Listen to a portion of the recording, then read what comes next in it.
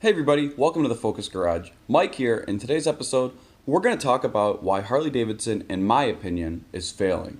Now, you've probably seen articles on the internet, heard your friends talk about it, and just, seen articles in the news about, Trump and different trade tariffs and things like that. And I just want to kind of dive into it here and explain, from a high level overview, what's going on. So, moral of the story is that Harley Davidson has had a very loyal following for quite a long time, but these people that buy their motorcycles are getting older and older, and they no longer ride anymore. Because of this, they are losing their target market. These people aren't buying their products anymore. So, what they are failing to do, though, is capture new, younger buyers. So, these people that are described as millennials, 20-something to, 30-something-year-olds, the younger target market that's into riding is going to be riding for many years to come. Harley cannot seem to capitalize on these people. Now, from a very external point of view, there's a few reasons why this is happening.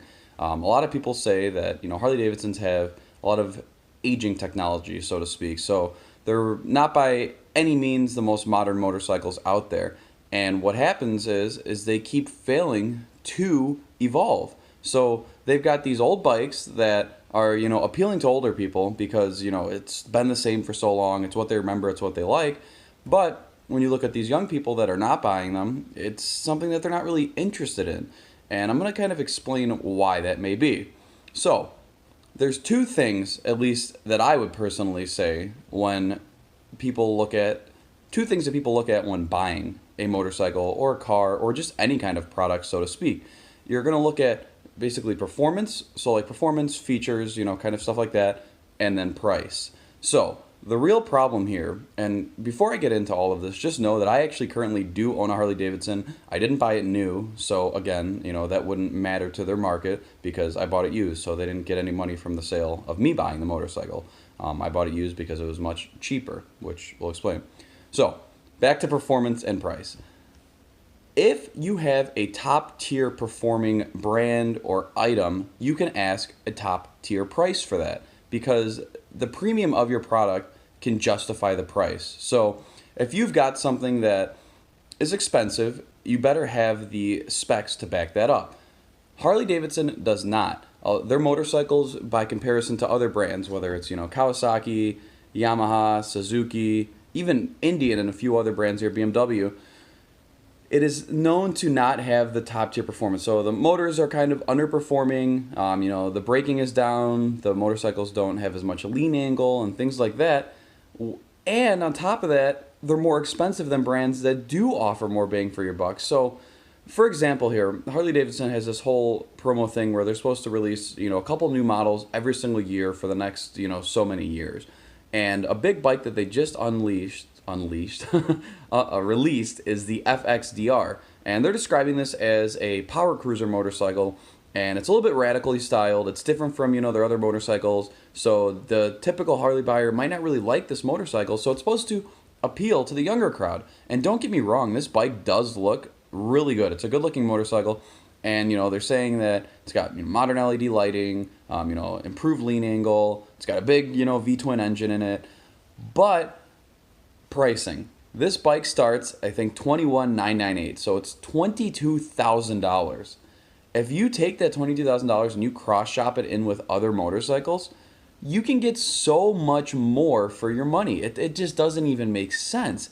Not to mention these people that are, in their 20s or in their 30s, they don't have $20-something thousand to spend on a motorcycle, so just even asking that much for a bike is insane right out of the gate. And then if you're like me and you live in a climate like Illinois where it snows and, gets cold and you have all four seasons, you can't even enjoy that bike a lot of the year. So, of course you're not going to spend $22,000 on a motorcycle just so it can sit 4 months out of the year. So there's that, And then price. Obviously, you've got to be competitively priced, especially if you don't have the performance to back it up. That's the only reason people will even consider your stuff. Going along with Harley Davidson's, new models over, the next few years, they've said that they're going to release a electric motorcycle, a Street Fighter kind of crotch rocket style motorcycle, an adventure bike, and then some new iteration of the V-Rod, which is great. Keep innovating, keep releasing new bikes. all these bikes are going to share a modular chassis, meaning that it'll be cheaper for them for production because they won't have to make 4 different chassis or anything like that. But again, it kind of sounds like a compromise. Like, how are you going to put an adventure bike on the same chassis as like a touring bike or a cruiser? It's interesting. But the problem with this is that, again, I fear that they're going to outprice themselves.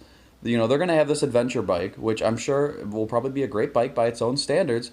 But if it's more expensive than all of the other adventure bikes out there, why would anybody choose this motorcycle when there's proven adventure motorcycles from Triumph and BMW and, you know, just other brands that have these adventure bikes that have been out for years that are probably going to be cheaper than the Harley Davidson and proven? Why would anybody in their right mind take the risk and spend more for a bike that nobody knows how it's going to perform and how it's going to last and everything like that?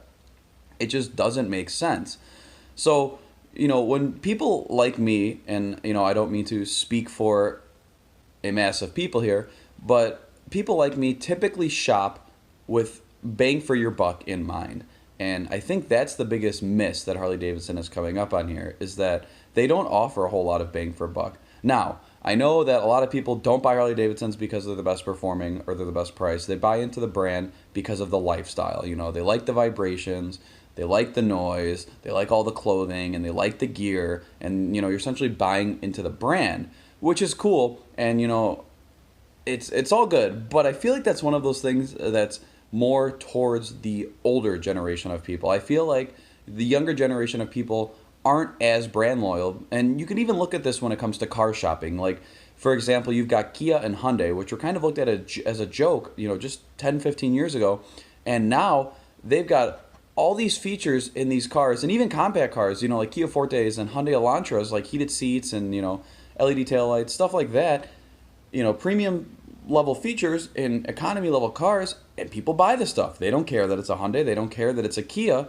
People are buying these vehicles because they're getting good features, aka, you know, features, performance, same kind of criteria. They're good features at a good price. Now, if Hyundai and Kia were asking BMW prices for their cars that have BMW features, nobody's going to buy it because it's a Kia or it's a Hyundai. But the fact that it's aggressively and competitively priced and it's offering those features, you're stealing market share. So, you know, I understand motorcycle industry, electronics industry, automotive industry, all of this is very, very different. But there's the same kind of concepts that go through with all of this. You know, if you're not going to be the class leader that's the most innovative, you know, that's fine, but you have to price yourself accordingly. So you've got to kind of take that, you know, back and forth with a little bit of push and pull there. So Harley Davidson, I know you're probably not listening, but you need to make motorcycles that are priced aggressively if they're not going to be the best performing things out there. It's very, very simple. Now, with all of that being said, I do want to get some comments, you know, started up here, because Honor and I wanted to make this video together, but just due to some scheduling conflicts, it didn't work out that way. So, you know, what do you guys think? What does Harley need to do to be successful, or is it too late? Have they already lost what they were going for? Like I said, I personally own a Harley, and I bought it more along the lines of because I wanted the noise, I wanted a bike that looked, you know, very classic cruiser, and it's cool. With that being said, I will be buying a more performance-oriented motorcycle moving forwards, just because I want to, you know, try some different things there. But what do you guys think? Do you own a Harley? Do you hate Harley? Because I know there's a lot of people that are very anti-Harley Davidson as well. And, you know, they won't even try Harley regardless of what they come out, which is kind of stupid because you can't banish a brand unless you try it. You know, like, they're probably going to have a lot of nice motorcycles moving forwards, and if they're not competitively priced, yeah, nobody's going to buy them. But if they do come out with some good stuff that's at a fair price, it'd be a shame for people not to try this stuff just because they have a bad image of the brand, which is another thing they need to shake. You know, people, well, a lot of them look at Harley Davidson like it's adult cosplay. You've got these, you know, doctors by day, and they dress up and wear their leather vest with patches by night. And, you know, it's not the most appealing brand to buy into if you're not trying to, you know, have a nice big old beer belly and your leather vest and drive around without a helmet on there. So, you know, you've got that whole push and pull type thing back and forth where do they exactly need to go to capture this new audience moving forwards? And then, you know, I won't get into it too much, but something that I've read a lot about also is different production facilities. Like, people say that they won't buy Harleys because they're not made in America, but then that leads to the whole discussion of, well, what about everything else you're buying? Are you aware that it's probably not made in America depending on what it is. So, they've got to do what makes sense for them economically. So if trade tariffs and things like that are priced a certain way, or if labor's a certain way, they've got to explore those options, especially if they have any intentions on trying to keep the cost of these things affordable. But that's a whole other topic, kind of politics related, for a whole nother video there. So we're not going to really dive too much into that right now. With that being said, I'm just going to kind of wrap it up here. So at the end of the day, Harley Davidson is missing out on huge market share because they're outpricing themselves and underperforming themselves. That's the moral of the story. If you don't want to watch a 10-minute video, jump to right there, and that'll explain it all for you. If you do have any questions or want to share your thoughts, please go ahead and throw so in the comments down below. This is Mike from the Focus Garage, and I will catch you in the next video.